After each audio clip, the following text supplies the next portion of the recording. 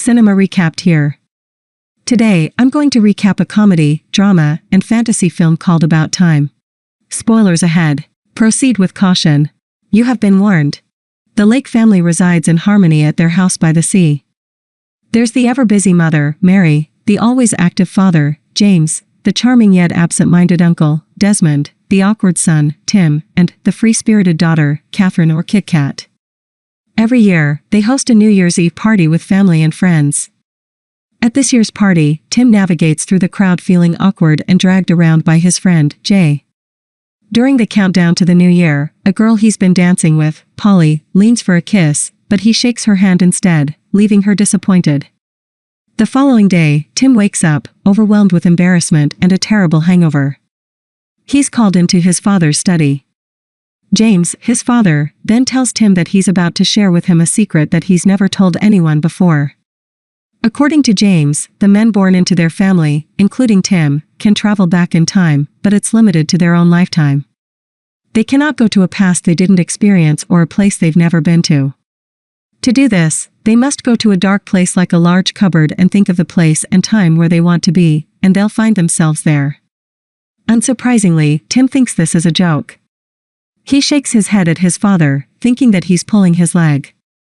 To prove that it isn't true, Tim goes inside the closet and thinks of the New Year's Eve party last night. After a few seconds, he comes out of the closet and is surprised to see himself dressed in his clothes from yesterday. Music and conversations echo from downstairs. He heads down and is immediately pulled by Jay, evading a table that he previously knocked over. At the countdown, he kisses Polly, who reacts giddily. Afterward, Tim goes back into the closet and travels to the present. Realizing that the time travel is real, he listens to his father's experience about the ability, discovering that it's how James seemingly had a lot of time for them. James advises Tim not to use the ability for money or power, so Tim decides that he'll use it to find love. That summer, Kit Kat invites her boyfriend's cousin, Charlotte, to stay at the beach house for 2 months. As the family sunbathes with their guest one afternoon, Tim hopes to get on Charlotte's good side. Seeing an opportunity, Tim agrees to put sunscreen on Charlotte's back but ends up spilling the bottle on her. Feeling humiliated, he travels back in time and acts more casually and carefully about it.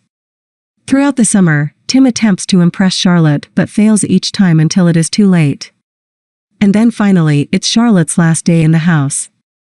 On the evening before she leaves, Tim hopes to confess his feelings for her but is instantly shot down before he could, discovering that Kit Kat already warned Charlotte that he might do this. Charlotte wonders if things would have turned out differently if he'd talked to her before her last night at their home. The thought gives him an idea. Tim travels back in time to confess to Charlotte in the middle of summer.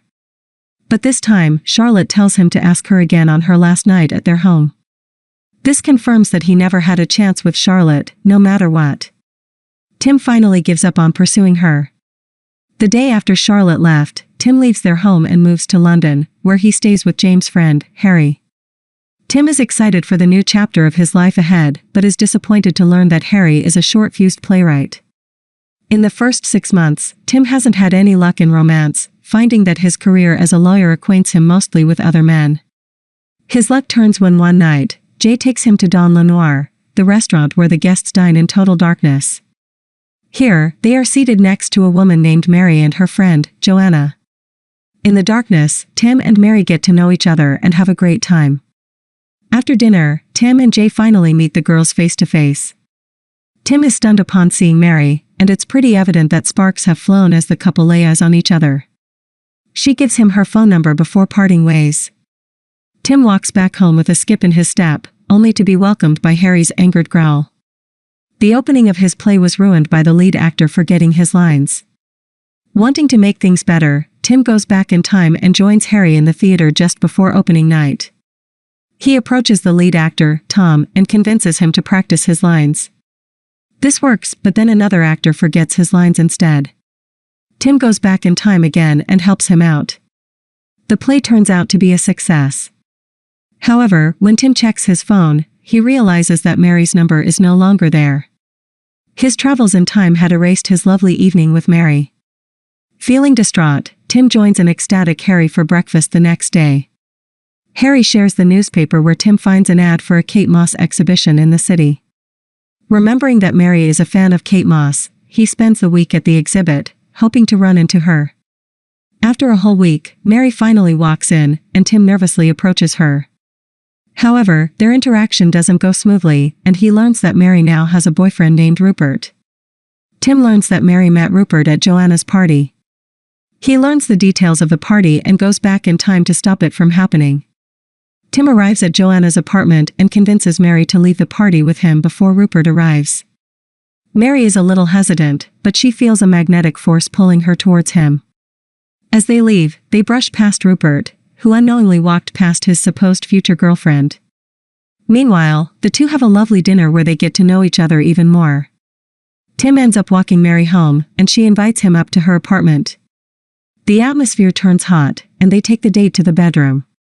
But after awkwardly tripping over Mary's shoes and having difficulty unclipping her bra, Tim experiences an awkward first sexual encounter with Mary. He decides to go back in time, and this time, he skips over Mary's shoes and quickly undresses her. This time everything goes well, but Tim knows he can do better. After Tim's multiple attempts, the couple spends the perfect first night of passion. Over the following months, their relationship continues to bloom, and the couple eventually moves in together. While at the theater with a coworker named Rory, Tim encounters Charlotte, but the conversation quickly turns awkward. He tries a second time, but it doesn't go well again. For the third attempt, he decides not to approach her, and instead, Charlotte spots him and initiates the conversation. Charlotte invites him to dinner, where she mentions her regrets about turning him down in the past. Charlotte asks him to walk her to her apartment and tempts him to go inside with her, but Tim refuses. Being able to turn down his first love helps Tim realize how deeply he loved Mary. He runs back home and wakes her up to propose to her. It ends up not as romantic as he expected, so he does it again. The second time, she says yes. That summer, Tim takes Mary home to meet his parents. Mary and her mother get along, and Tim spends quality time with his father. To his surprise, Kit Kat is also home after having a horrible time in London. The Lake family bursts in joy upon the announcement of Tim and Mary's wedding and Mary's pregnancy. Their wedding ceremony is filled with romance and laughter, even though it stormed during the ceremony and the wedding reception.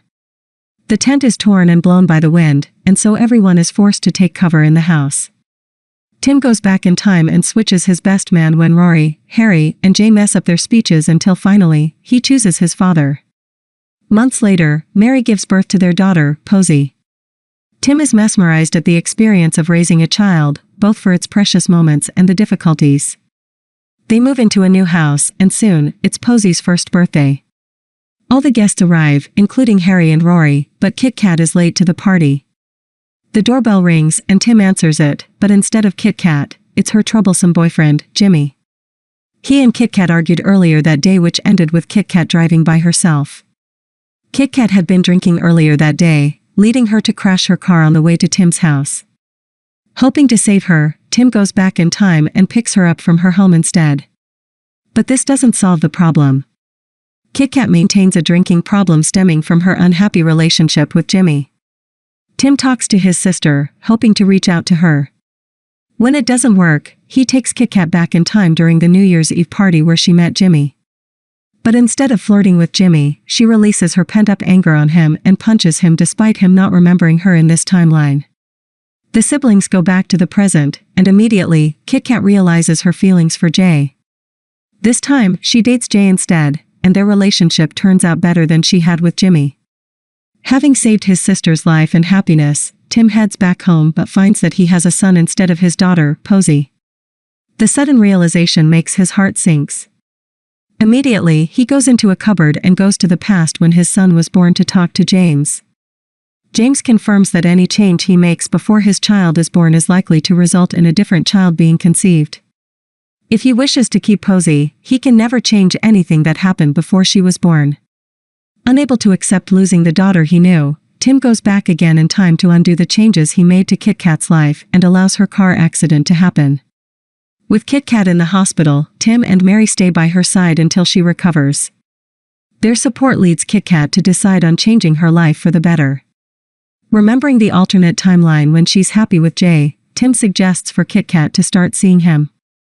Arriving home from the hospital, Tim relishes in his daughter's presence. Their happiness inspires him to have another child. Despite Mary's protests at first, they conceive their son 2 years later. One evening, Tim helps Mary prepare to meet her company's best-selling author, but they accidentally leave Posey downstairs, where she destroys the manuscript from Mary's office. Tim wants to use time travel to fix it, but their night is interrupted by a call from his mother, announcing that James has been diagnosed with terminal cancer. Tim, Mary, and Kit Kat visit the beach house where Tim talks to his father. Their time travel cannot undo his cancer without risking Tim and Kit Kat's births.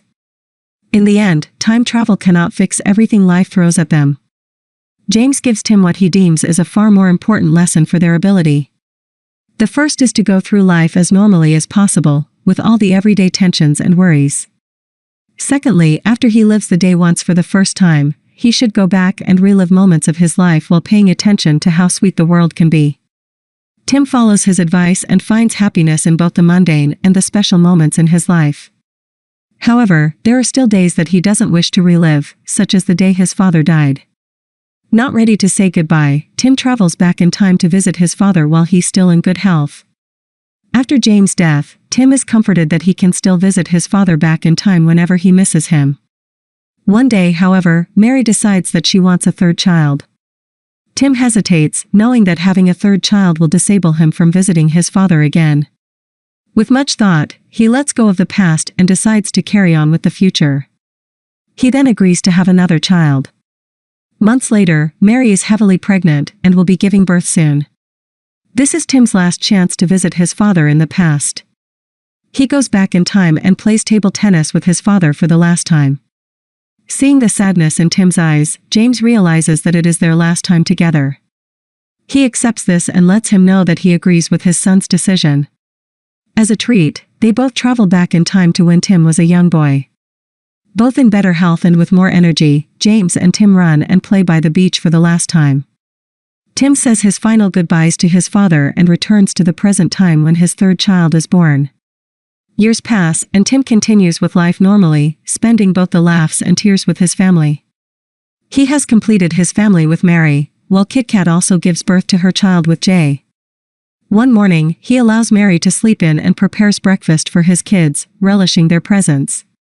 Tim decides to never time travel again, living each day as if it's the second time he's lived it. This time, he focuses on appreciating life, from the big events to the smallest details.